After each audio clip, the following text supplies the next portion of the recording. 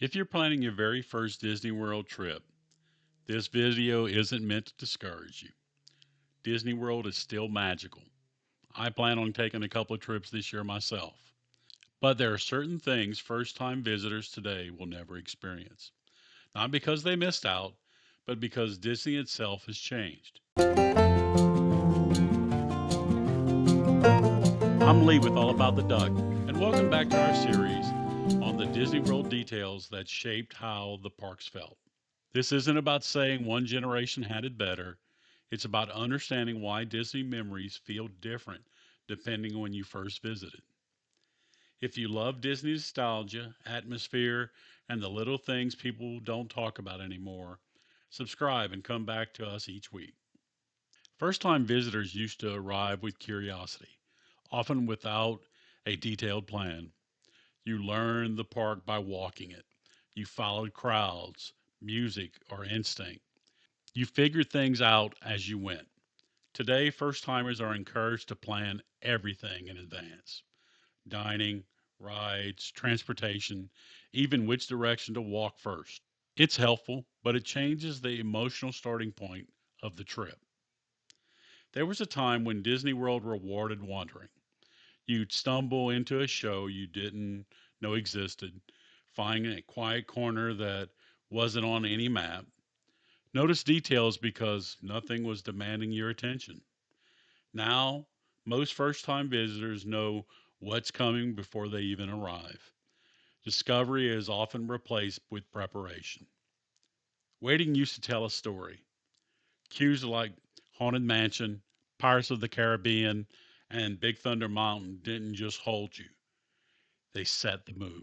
You noticed details because you weren't rushing to manage your return time or lightning lane window. First time visitors today may never experience a line that feels like part of the attraction instead of a hurdle to clear. Older Disney nights weren't branded events. You stayed late, and something magical just happened. Crowds thinned, music changed, light came on. There was no special ticket, no hard reset. First time visitors today may never know what it felt like when nighttime magic was simply part of being there. Many first time visitors today will still meet amazing cast members, but older trips often included moments that felt spontaneous, a conversation that lasted longer than you expected, a small gesture that wasn't prompted, magic that felt personal, not procedural. It wasn't guaranteed, but when it happened, it stayed with you forever.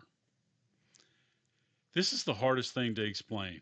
Disney World used to trust guests more, to wonder, to notice, to experience things without instruction.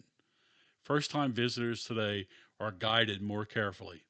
And while that makes trips smoother, it also makes it more controlled.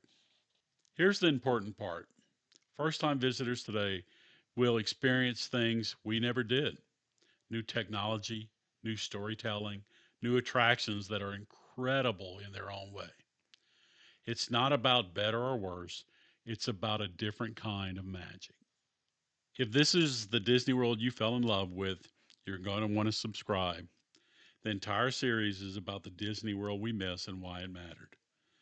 And in the final episode of the series, we're talking about if you remember this Disney, you're our kind of fan. First time Disney trips are always magical, no matter the era. But the way that magic shows up depends on when you first walk through the gates. If you've been a Disney World fan for decades, you know exactly what I mean. And if you're new, you're still creating memories that feel just as powerful. So, if you love talking about Disney World that shaped us, the atmosphere, the moments, and the magic that wasn't always obvious, subscribe and come back with us each week. Because this series isn't about missing the past, it's about understanding why it still matters. Don't forget to like and subscribe. And as always, see you real soon.